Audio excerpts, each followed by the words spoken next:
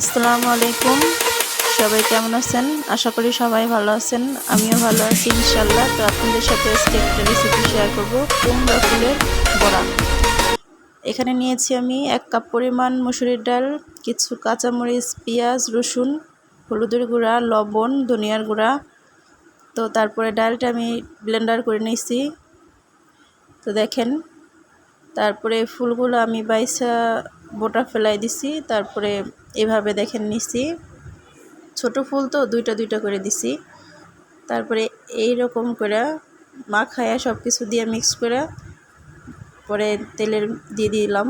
দেওয়ার পরে দেখেন উল্টায় পাল্টায় ভাইজে নিছি। ভাজার পরে হয়ে গেছে বড়া। তো আপনারা যারা না খাইছেন অবশ্যই একবার হলেও বানায় খেয়ে দেখবেন। কুমড়া ফুলের বড়া অনেক মজা। তো আমাদের গ্রাম অঞ্চলে ভালোই লাগে, আমরা খাই, আপনারাও খাইয়ে দেখবেন, অনেক ভালো লাগে। তো আশা করি সবাই আমার ভিডিওটা ভালো লাগছে।